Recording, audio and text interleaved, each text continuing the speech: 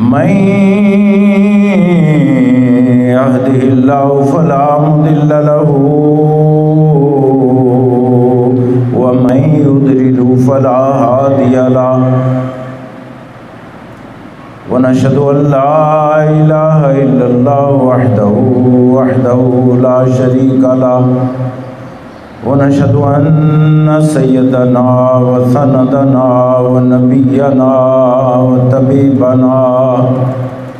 وطبيب قلوبنا محمد صاحب التاج والمعراج والبراق والعلم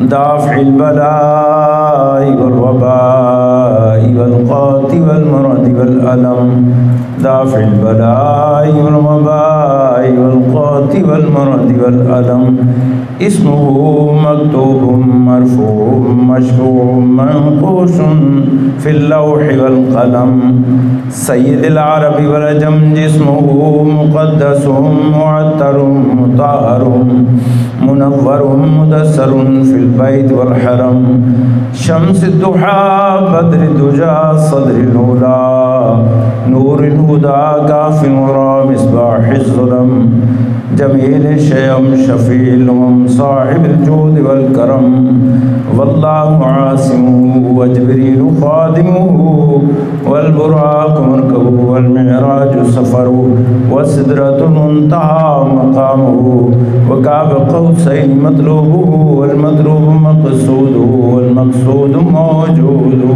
سيد المرسلين خاتم النبيين شفيع المذنبين أنيس غريبين رحمة للعالمين يا رحمة للعالمين راحة العاشقين مراد المشتاقين شمس العارفين سراج السالكين مصباح المقربين محب الفقراء والغرباء والمساكين سيد الثقلين نبي الحرمين إمام قبلتين وسيلتنا في الدارين يا رسول الله يا نبي الله يا حبيب الله إنك أنت وسيلتنا في الدارين صاحب قاب قوسين محبوب رب المشرقين ومحبوب رب المغربين جد الحسن حسين جد الحسن حسين جد الحسن حسين رضي الله تعالى عنهما مولانا ومولى الثقلين بالقاسم سيدنا مولانا محمد بن عبد الله نور من نور الله نور من نور الله يا أيها المشتاقون بنور جماله صلوا عليه وآله وأصحابه وسلموا تسليما بلغ العلا بكماله كشف الدجى بجماله حسنت جميع خصاله صلوا عليه وآله فقد قال الله تبارك وتعالى في الكلام المجيد والفرقان الحميد عما بعد فأعوذ بالله من الشيطان الرجيم بسم الله الرحمن الرحيم ألا إن أولياء الله لا خوف عليهم ولا هم يحزنون صدق الله العظيم وصدق رسول النبي الكريم الأمين إن الله وملائكته يصلون على النبي يا أيها الذين آمنوا صلوا عليه وسلموا تسليما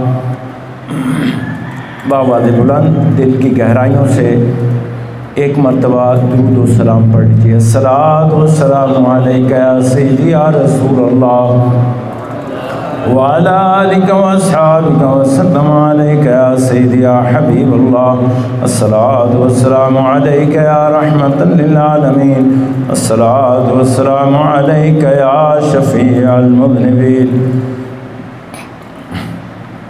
یا رسول اللہ انظر حالنا یا حبیب اللہ اسمع قالنا اننی فی بحر ہم مغرق خذ یدی ساحل لنا اشقالنا خذ یدی ساحل لنا اشقالنا خذ یدی ساحل لنا اشقالنا شاہ مردان شیر یزدان قوت پروردگار لا فتح الا علی لا سیف الا ذوالفقار شاست حسین بادشاہ است حسین، دین است حسین، دین پناہ است حسین، سرداد ندا دردست یزید، حقا کے بنا لا الہ است حسین۔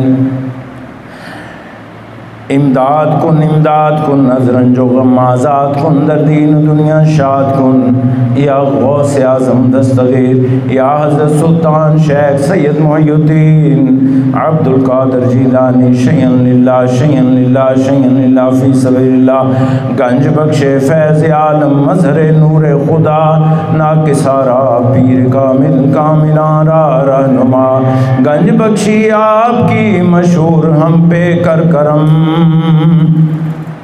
کر کرم کروا کرم، دونوں جہاں میں رکھ شرم، گنج بخش فیض عالم مظہر نور خدا، ناکسارا پیر کامل کاملان را رہنما، گنج بخشی آپ کی آفاق میں مشہور ہے، گنج بخشی آپ کی داتا جی آفاق میں مشہور ہے، دل دہی خستہ دلوں کی آپ کا دستور ہے، دل دہی خستہ دلوں کی آپ کا دستور ہے، گنج بخش فیض عالم مظہر نور خدا، ناکسارا پیر کامل کاملان را رہنما، شاہ طاہر والا رتبت مظہر نور خدا، کاملہ را پیر اکمل سالکان را رہنما،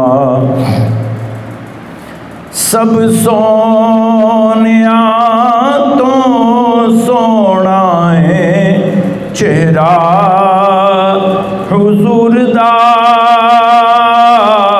سب سونیا تو سونا ہے چہرہ حضور دا، میرے نال مل کے پڑھ لو، سب سونیا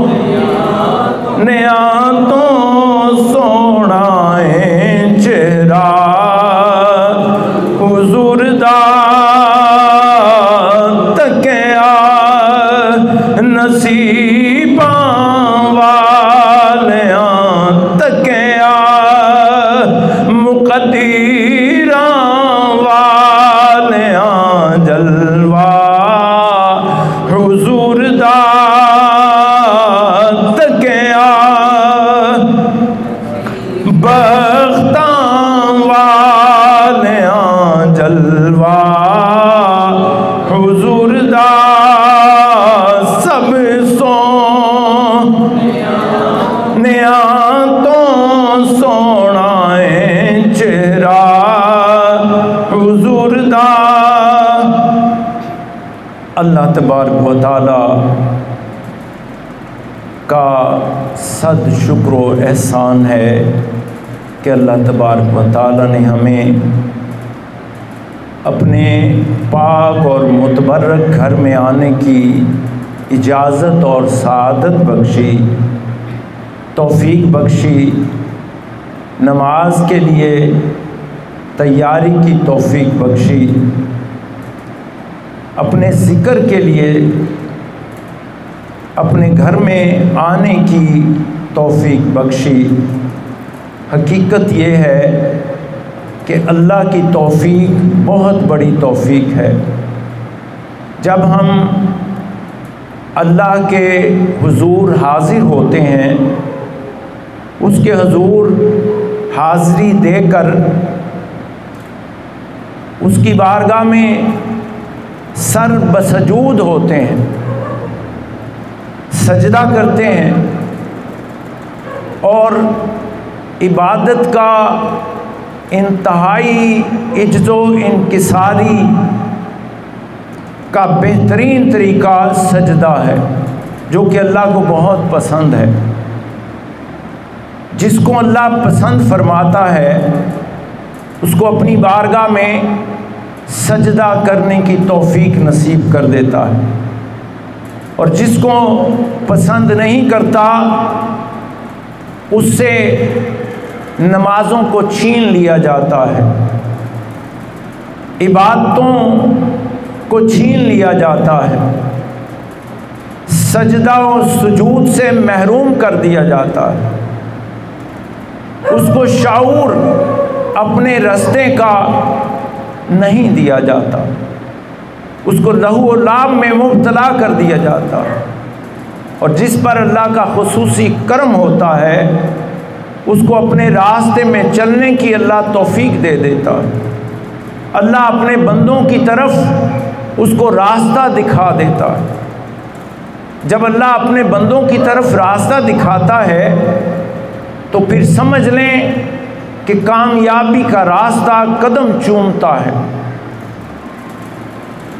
آپ کسی بھی مسجد میں چلے جائیں، آپ نماز کے لیے جاتے ہیں، قرآن پاک پڑھنے کے لیے جاتے ہیں، یا کسی بھی حدیث پاک پڑھنے کے لیے یا دین کی تعلیم حاصل کرنے کے لیے، تو راہبر کی ضرورت ہوتی ہے۔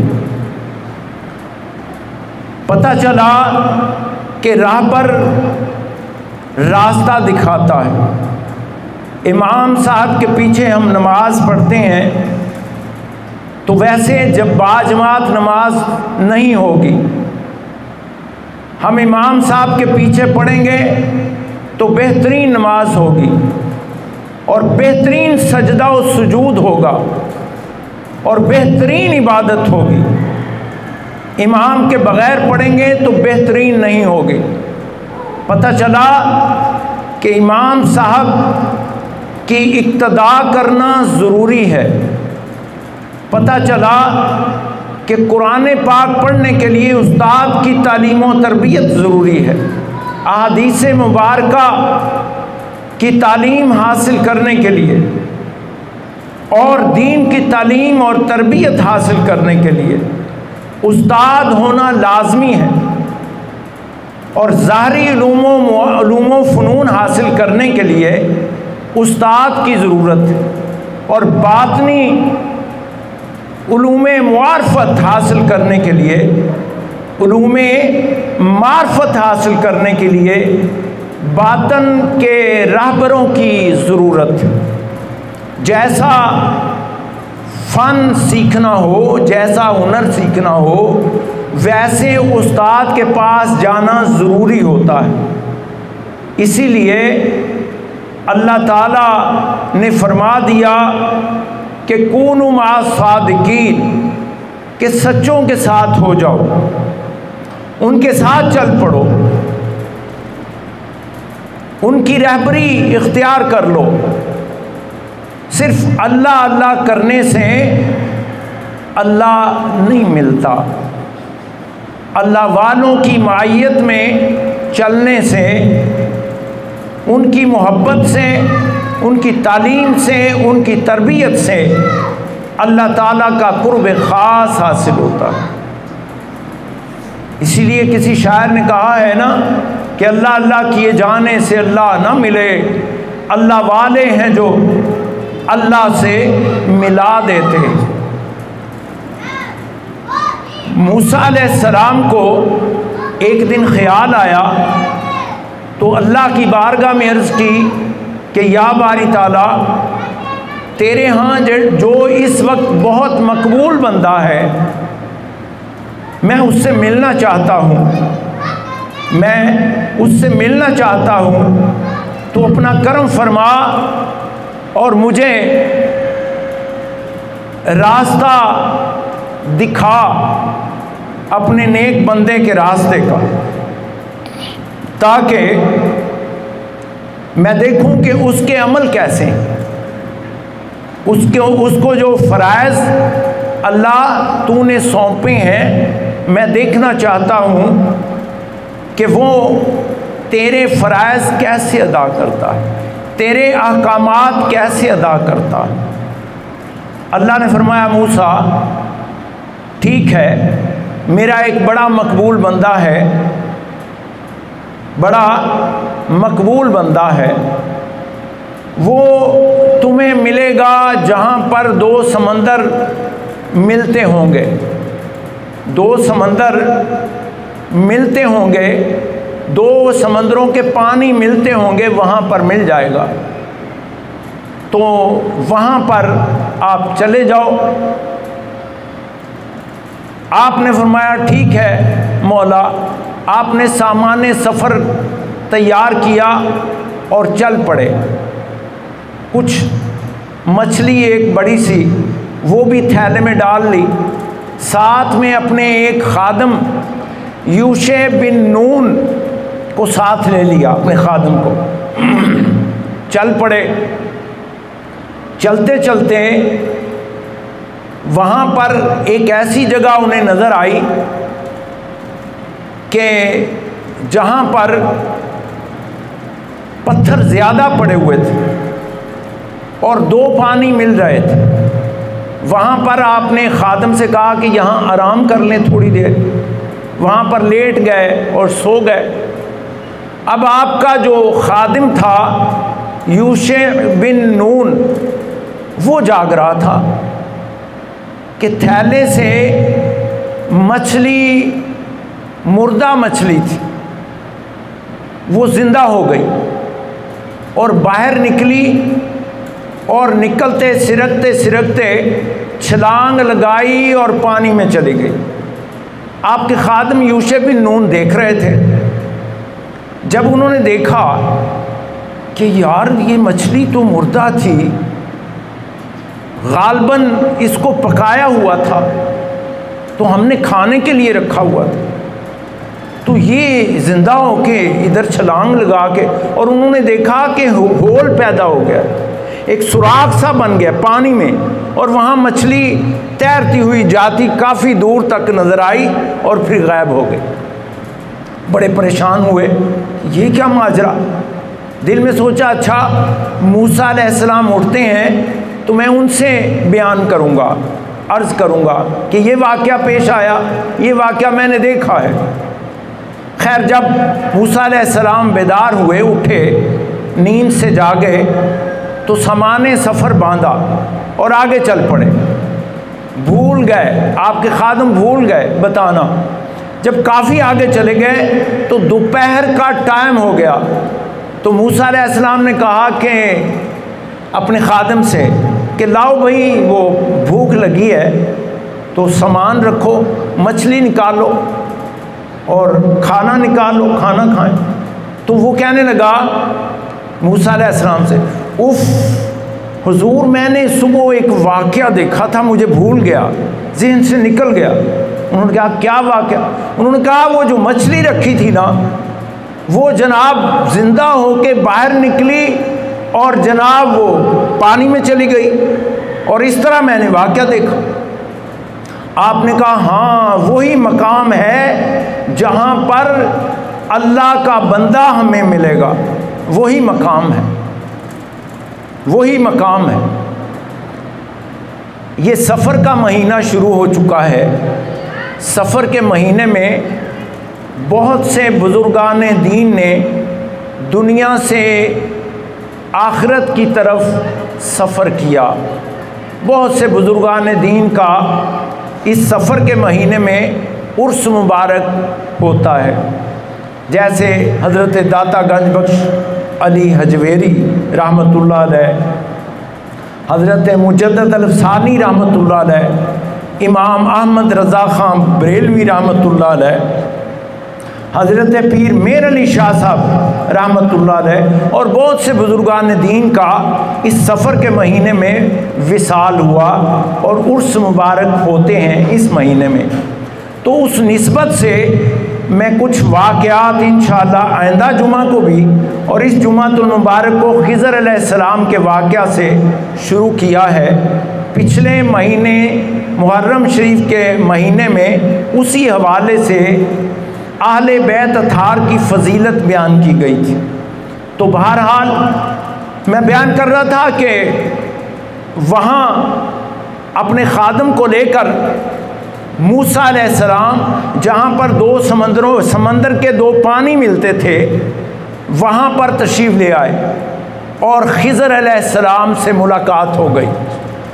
دونوں ہستیاں مسکرا رہے تھے، السلام علیکم وعلیکم السلام، کیا حال چال ہے؟ ٹھیک ہے جی، ہم تو آپ سے ملنے کے لیے اللہ کے حکم سے حاضر ہوئے ہیں۔ موسیٰ علیہ السلام نے کہا، خضر علیہ السلام نے کہا مرحبا، بسم اللہ، آپ آئیے، خیر تو ہے، کوئی مقصد تو ہوگا۔ موسیٰ علیہ السلام نے کہا کہ ہم دیکھنا چاہتے ہیں کہ آپ اللہ کے فرائض اور احکامات اور اللہ کے کام کیسے سر انجام دیتے ہیں، ہم یہ دیکھنا چاہتے ہیں اور آپ کے ساتھ کچھ عرصہ رہنا چاہتے ہیں، قیام کرنا چاہتے ہیں۔ تو خضر علیہ السلام نے کہا کہ اِنَّکَ مَن تَسْتَطِیعُ مَعِیَ صَبْرًا، کہ آپ میرے ساتھ میرے کاموں میں پورا نہیں اتر سکیں گے، یعنی صبر نہیں کر سکیں گے۔ تو موسیٰ علیہ السلام مسکرا پڑے، کہا نہیں، خضر علیہ السلام سے کہا کہ نہیں، میں انشاءاللہ تعالی صبر سے کام لوں گا اور آپ کے ساتھ ساتھ چلوں گا اور دیکھوں گا کہ آپ کیسے احکامات ادا کرتے ہیں۔ انہوں نے کہا ٹھیک ہے، کوئی بات نہیں۔ خیر، اب دیکھیں، آپ کا نام خضر، خضر جو ہے 3 طریقوں سے پڑھا جاتا ہے، خضر، خضر اور خضر، خضر، یہ 3 طریقوں سے۔ خضر کا مطلب ہوتا ہے ہریالی، سر سبز و شاداب جگہ، یہ آپ کا لقب ہے، کتابوں میں آیا ہے آپ کا اصل نام احمد ہے، اور ایک دوسری کتابوں میں آیا ہے کہ آپ کا نام ہے جناب، لقب تو ہے خضر اور نام ہے بلیہ بن ملکان، بلیہ یا بلیہ بن ملکان، یہ 2 آپ کے کتابوں میں ذکر ہیں۔ خضر علیہ السلام جہاں پر پاؤں رکھ دیتے تھے وہاں پر چاہے پتھریلی کیوں نہ جگہ ہو، وہاں پر ہریالی اگاتی تھی، ہریالی، سر سبز و شاداب جگہ ہو جاتی تھی۔ اتنے اللہ کے برگزیدہ بندے ہیں۔ کچھ لوگ کہتے ہیں، کچھ مسالک کے لوگ کہتے ہیں کہ آپ نبی ہیں، اور کچھ کہتے ہیں کہ آپ ولی اللہ ہیں۔ زیادہ تر روایات میں آتا ہے کہ آپ ولی اللہ ہیں۔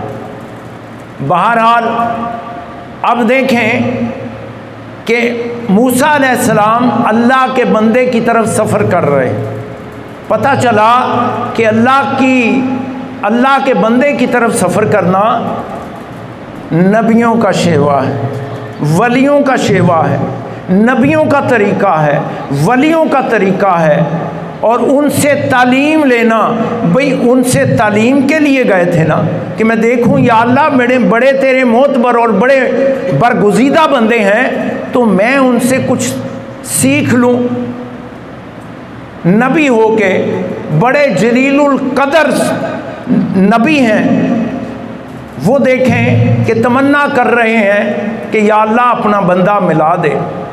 تو جب ہم کسی بندے کے پاس جاتے ہیں تو کہا جاتا ہے یہ شرک ہے، سیدھا اللہ سے مانگو۔ بابا ادھر نبی بھی جا رہے ہیں ان سے تعلیم لینے کے لیے، اور پھر مچھلی مردہ ہے، پتہ چلا کہ اللہ کے ولیوں کے نزدیک جانے سے مردہ چیزیں بھی زندہ ہو جاتی ہیں، مردہ چیزیں بھی، مردہ جسموں میں جان پڑ جاتا اور ان کی زندگی بدل جاتی ہے۔ مردہ دل ہو تو زندہ ہو جاتے ہیں، مردہ جسم ہو تو زندہ ہو جاتے ہیں۔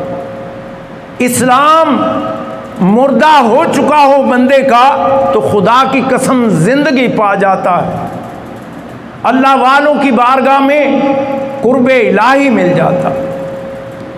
اس موضوع پہ اگر میں بات کرنا چاہوں تو واقعہ رہ جائے گا۔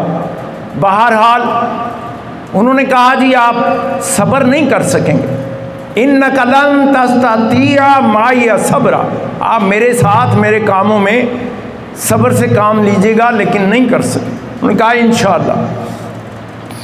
چل پڑے، چلتے چلتے دریا پار کرنا تھا، دریا سے پار جانا تھا، تو ایک کشتی پہ خضر علیہ السلام نے موسیٰ علیہ السلام سے کہا اس کشتی پہ بیٹھ جائیے۔ بیٹھ گئے۔ جب تھوڑا سا آگے گئے تو خضر علیہ السلام نے اس کشتی کا تختہ اکھیڑ دیا۔ بھئی یہ ہوتا ہے نا لکڑی کا، تو ایک تختہ اکھیڑ دیا۔ موسیٰ علیہ السلام دیکھ رہے تھے۔ انہوں نے کہا خضر علیہ السلام سے جناب یہ کیا کر دیا آپ؟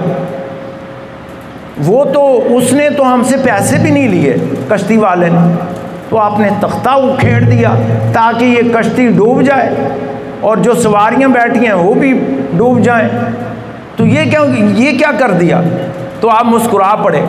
فرمایا خاموش موسیٰ، آپ خاموش ہو جائیے، آپ نے مجھ سے وعدہ کیا تھا کہ میں جناب آپ کی باتوں میں دخل نہیں دوں گا، لہذا آپ خاموش ہو جائیے۔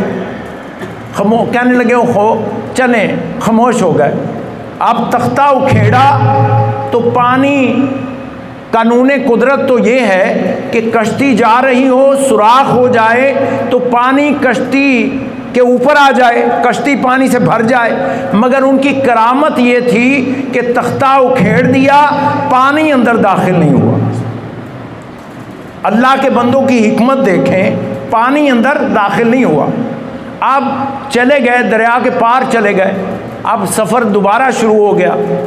سفر چلتے چلتے، سفر کرتے کرتے، بڑا ایک خوبصورت سا بچہ تھا، جوان ہو رہا تھا۔ خضر علیہ السلام نے اس کو پکڑا، گردن مروڑ دی، اس کو مار دیا۔ اب موسیٰ علیہ السلام پھر جلال میں آ گئے، بڑے جلالی تھے۔ اب کہنے لگے خضر علیہ السلام سے جناب یہ کیا کر دیا آپ؟ یہ اتنا خوبصورت بچہ، تو اس کو آپ نے قتل کر دیا، مار دیا۔ قرآن پاک اس بات کا گواہ ہے، اس واقعے کا۔ خضر علیہ السلام نے کہا کہ میں نے کہا تھا نا کہ اِنَّكَ لَن تَسْتَطِيعَ مَعِيَ صَبْرًا، کہ آپ صبر نہیں کر سکتے۔ انہوں نے کہا چلے میں انشاءاللہ آئندہ خیال رکھوں گا۔ خیر چلتے چلتے آگے چلے گئے۔ اب آگے گئے تو ایک بستی میں پہنچے۔ اس بستی میں جا کر کے تو کھانا ختم ہو گیا، پانی بھی نہیں تھا، تو بستی والوں سے کہا کہ ہم آپ کے مہمان ہیں تو ہمیں کھانا کھلا دیجئے، پانی پلا دیجئے۔ تو بعض بستی والے اللہ کی پناہ بڑے عجیب قسم کے لوگ ہوتے ہیں، ان کو بندے کی پہچان نہیں ہوتی۔ خیر انہوں نے کہا کہ جناب ہمارے پاس کوئی کھانا نہیں ہے، جاؤ کام کرو جاؤ۔ جب باہر نکلنے لگے شہر سے تو بھوک سے برا حال ہو رہا تھا، پانی تو کہیں نہ کہیں سے پی لیا ہوگا۔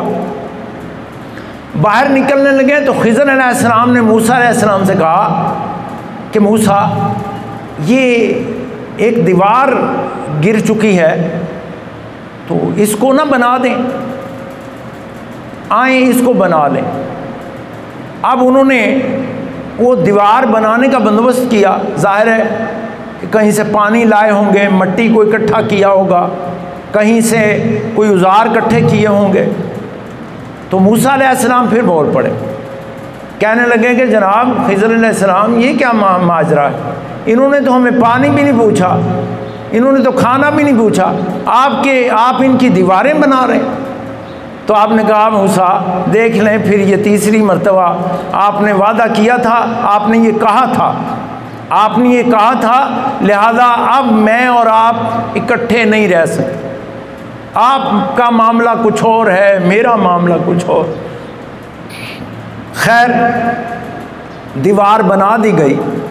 تو علیحدہ ہونے سے پہلے خضر علیہ السلام نے فرمایا، موسیٰ علیہ السلام کی خدمت میں عرض کی کہ موسیٰ آئیں میں آپ کو حکمت بتاتا ہوں کہ میں نے وہ کشتی میں سوراخ کیوں کیا تھا۔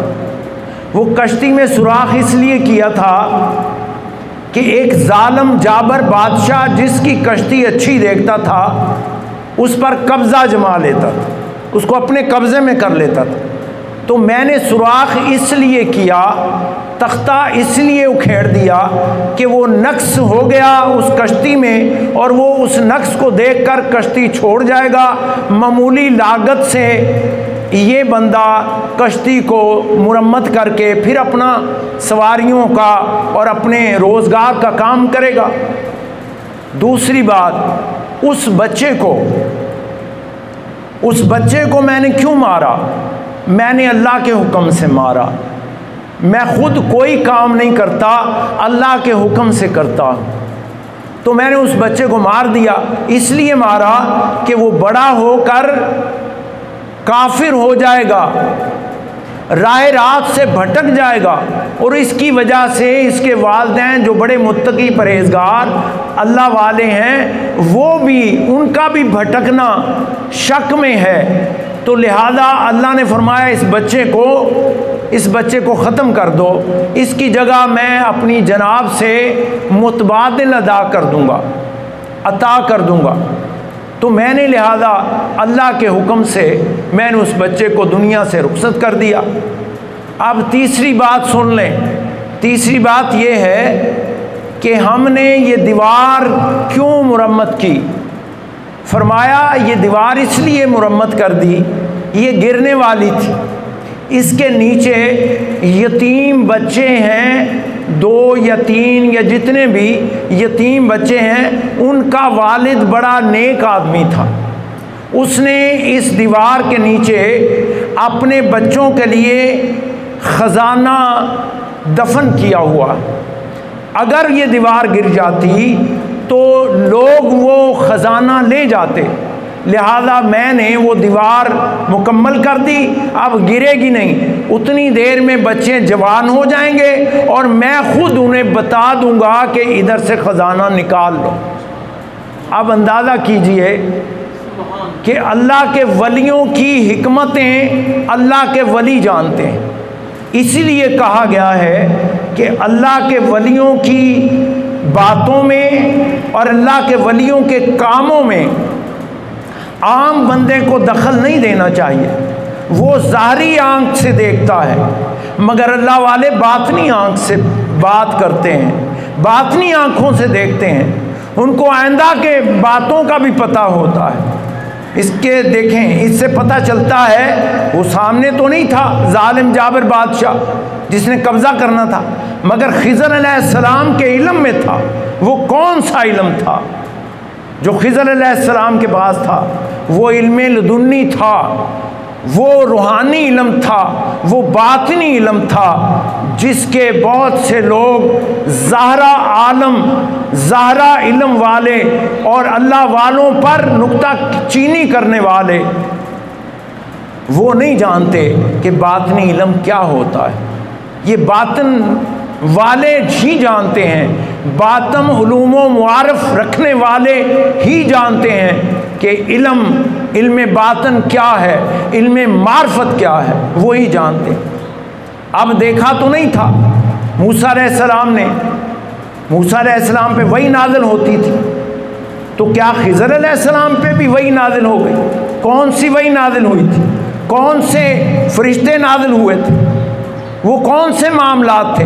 کیسے خضر علیہ السلام کو علم ہو گیا کہ یہ بچہ جو ہے بڑا ہو کے کافر ہوگا اور اپنے ماں باپ کو گمراہ کر دے گا؟ ابھی اس نے بڑا ہونا ہے۔ شریعت میں یہ ہے کہ اس بندے کو اتنی دیر تک نہ مارو جتنی دیر تک وہ جرم نہ کرے۔ تو وہ تو بچہ تھا، ابھی اس کو ویسے ہی دنیا سے رخصت کروا دیا، اور قبضہ بھی نہیں کیا تھا اس نے، ظالم جابر بادشاہ نے، اور دیوار گری بھی نہیں تھی ابھی۔ تو یہ ساری باتوں کا کیسے علم ہو گیا؟ پتہ چلا کہ باطنی علوم و معارف بھی اللہ جسے چاہے عطا کرے، جس کو چاہے جتنے علوم و معارف غیب کی خبریں عطا کرے، جتنے چاہے اپنا قرب خاص سے عطا کر دے۔ اس سے بھی یہ بھی پتہ چلا کہ موسیٰ علیہ السلام خضر علیہ السلام کے ساتھ تعلیم کے لیے، علم حاصل کرنے کے لیے ساتھ تھے۔ تو اس سے یہ بھی پتہ چلا کہ ایسے بھی لوگ موجود ہیں ایسی بھی ہستیاں موجود ہیں جو باطنی طور پر اپنے اپنے کام سر انجام دے رہے ہیں، باطنی طور پر، مخفی طور پر، جو ظاہرہ طور پر نظر نہیں آتے، ایسے کام سر انجام دے رہے ہیں جن کو ہم قطب کہتے ہیں، ابدال کہتے ہیں، اوتاد کہتے ہیں، غوث کہتے ہیں، روحانی دنیا کے بڑے بڑے معرفت کے بڑے بڑے پرواز کرنے والے شہباز کہتے ہیں اور قطب مدار کہتے ہیں۔ کچھ لوگ ان کو نہیں مانتے، ان کو کیا خبر کہ اللہ والے کیا ہیں۔ اگر آؤ دیکھو، انصاف کی نظر سے دیکھا جائے تو قرآن پاک ان ہستیوں کا گواہ ہے، ان ہستیوں کا گواہ قرآن پاک ہے۔ تو اللہ سے دلی دعا ہے۔ اور پھر ایک اور بات کہ موسیٰ علیہ السلام اور خضر علیہ السلام نے وہ دیوار کو مرمت کر دیا، تو پوچھا گیا کہ آپ یہ مرمت کیوں کر رہے ہیں؟ تو خضر علیہ السلام نے فرمایا، عرض کیا کہ موسیٰ، اس دیوار کے نیچے غریب اور یتیم بچوں کا مال ہے، یتیم بچوں کا مال ہے، اور ان کا باپ دادا بڑے اللہ والے تھے۔ غور سے سنیں، نقطہ بیان کر رہا ہوں، ان کے باپ دادا بڑے اللہ والے تھے، تو اس وجہ سے اللہ نے آرڈر دیا کہ ان کے باپ دادا بڑے متقی پرہیزگار اور میرے اپنے تھے، یہ خزانہ بھی پھر میرا ہی ہے، ان کے بچے بھی پھر میرے خاص بندے ہیں، لہذا یہ سب کچھ میرے ہیں، یہ سب کچھ میرا ہے، لہذا حفاظت کرنا میرا کام ہے۔ پتہ چلا کہ اللہ والوں کی اولاد بھی اللہ کی حفاظت میں ہوتی ہے، اللہ والوں کی ہر چیز اللہ کی حفاظت میں ہوتی ہے، اور اپنی اللہ والے جو ہوتے ہیں ان کی جتنی بھی چیزیں ہوتی ہیں ان کی حفاظت کے لیے کوئی نہ کوئی اللہ بندوبست کر دیتا ہے، اپنے بندے بھیج کر، یا جو بھی تدبیر کرے اللہ، وہ اپنی تدبیریں مکمل کر کے ان کی حفاظت فرماتا ہے۔ پتہ چلا کہ اللہ کرنے سے، اللہ کا قرب حاصل کرنے سے نسلوں کو بھی فائدہ پہنچتا ہے، اولادوں کو بھی فائدہ پہنچتا ہے، آنے والی 7 نسلیں کیا، قیامت تک آنے والی نسلوں کو فائدہ پہنچتا ہے۔ اس لیے اس واقعے میں سے بہت سے سبق ہمیں ملتے ہیں کہ اللہ والوں، غور سے سنیں، اللہ والوں کے کاموں میں دخل نہیں دینا چاہیے، اللہ والوں کے پاس جا کر تعلیم حاصل کرنا چاہیے، اللہ والے جو کہیں خاموشی سے اس پر عمل کر لینا چاہیے۔ اللہ والوں کے قربت میں ایمان بھی زندہ ہو جاتا ہے، اسلام بھی زندہ ہو جاتا ہے، مردہ دل زندہ ہو جاتے ہیں، زندگی رقص کرنے لگتی ہے، زندگی مل جاتی ہے، اور اللہ والوں کی قربت سے بہت سے علوم و معارف حاصل ہو جاتے ہیں، اور خزانے اللہ والوں کی قربت سے، خزانوں کی جو بھی خزانے ہوں، چاہے علوم و معارف کے خزانے ہوں، علم کے خزانے ہوں، چاہے تقویٰ و پرہیزگاری کے خزانے ہوں، چاہے صحت مندی کے خزانے ہوں، چاہے کوئی خزانے دنیا بھر کے ہوں، اللہ تعالیٰ حفاظت میں دے دیتا۔ اللہ تعالیٰ ہمیں اللہ والوں کے نقش قدم پر چلنے کی توفیق عطا فرمائے۔ وما علینا الا البلاغ المبین۔ سنتیں عطا فرما دیجیے۔